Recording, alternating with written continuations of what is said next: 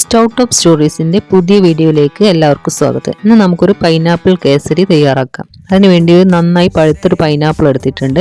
അത് ചെറിയ കഷ്ണങ്ങളായിട്ട് കട്ട് ചെയ്തെടുക്കണം. ഇനി ഒരു പാൻ വെച്ച് അതിനകത്തേക്ക് 1 ടേബിൾ സ്പൂൺ നെയ്യ് ചേർത്ത് കൊടുക്കുക. നെയ്യ് ഒന്ന് ചൂടായി വരുമ്പോൾ അതിനകത്തേക്ക് 1 കപ്പ് റവ ചേർത്തൊന്ന് റോസ്റ്റ് ചെയ്തെടുക്കുക. റവയുടെ കളറൊക്കെ ഒന്ന് മാറി വരുന്നത് വരെ നന്നായിട്ടൊന്ന് റോസ്റ്റ് ചെയ്തെടുക്കണം. ഫ്ലെയിം കുറച്ച് വെച്ചിട്ട് വേണം ചെയ്തെടുക്കാൻ. അപ്പം നമ്മുടെ റവയൊക്കെ ഒന്ന് റോസ്റ്റായി വന്നിട്ടുണ്ട്, കളറൊക്കെ മാറിയിട്ടുണ്ട്. ഇനി ഇത് വേറൊരു പാത്രത്തിലേക്ക് മാറ്റാം. ഇനി അതേ പാനിൽ നമുക്ക് കുറച്ചുകൂടെ നെയ്യ് ഒഴിച്ചു കൊടുക്കുക. 1 ടേബിൾ സ്പൂൺ നെയ്യ് ഒഴിച്ചിട്ടുണ്ട്. അതിനകത്തേക്ക് നമ്മൾ ചെറുതായി അരിഞ്ഞു വെച്ച പൈനാപ്പിൾ ചേർത്ത് കൊടുക്കുക. 1/2 കപ്പ് പഞ്ചസാരയും ചേർത്ത് ഒന്ന് നന്നായിട്ട് മിക്സ് ചെയ്തെടുക്കുക.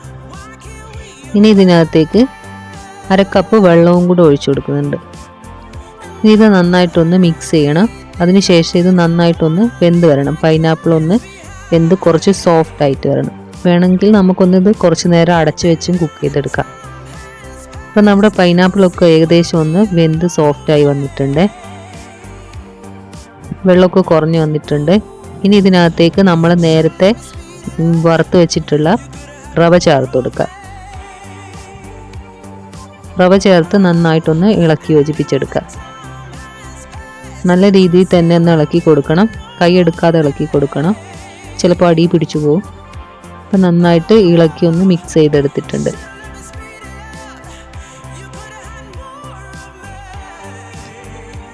ഇതിന് നല്ല ടേസ്റ്റാണ് കേട്ടോ. ഒരു പുളിപ്പും മധുരവും ഒക്കെ ചേർന്ന ടേസ്റ്റാണ്. ഇനി ഇതിനകത്തേക്ക് നമുക്ക് കുറച്ചുകൂടെ പഞ്ചസാര ചേർത്ത് കൊടുക്കാം. ഞാനൊരു 1/4 കപ്പ് പഞ്ചസാര കൂടെ തന്നെ ചേർത്ത് കൊടുത്തത്. മധുരത്തിനനുസരിച്ച് കൂട്ടുകയും കുറയ്ക്കുകയും ഒക്കെ ചെയ്യാം.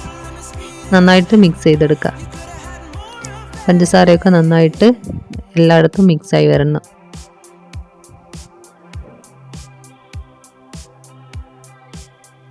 ഇനി ഇതിനകത്തേക്ക് കുറച്ച് നെയ്യ് കൂടെ ചേർത്ത് കൊടുക്കുന്നുണ്ട്. 2 സ്പൂൺ നെയ്യാണ് ചേർത്ത് കൊടുത്തത്. നെയ്യും ചേർത്തിട്ട് നന്നായിട്ട് ഇളക്കി യോജിപ്പിച്ചെടുക്കുക. നെയ്യൊക്കെ എല്ലായിടത്തും ആകുന്ന രീതിയിൽ നന്നായിട്ട് തന്നെ ഇളക്കി കൊടുക്കണം.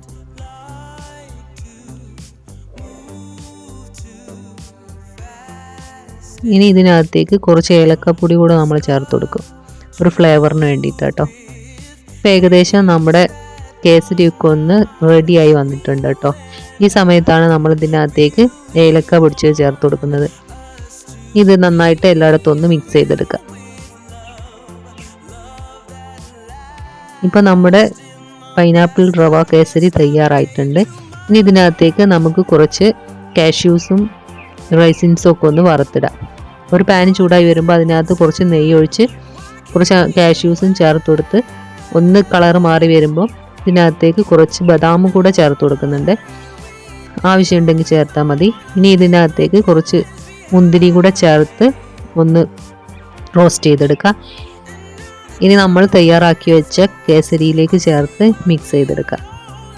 അപ്പോൾ നമ്മുടെ റവ കേസരി തയ്യാറായിട്ടുണ്ട്. ഇത് നല്ല ടേസ്റ്റാണ്. എല്ലാവരും ഒന്ന് വീട്ടിൽ ട്രൈ ചെയ്ത് നോക്കുക. വീഡിയോ ഇഷ്ടപ്പെട്ടാൽ ലൈക്ക് ചെയ്യാനും ഷെയർ ചെയ്യാനും സബ്സ്ക്രൈബ് ചെയ്യാനും മറക്കരുതേ. പുതിയ വീഡിയോസായിട്ട് നമുക്ക് വീണ്ടും കാണാം. അതുവരേക്കും ബൈ.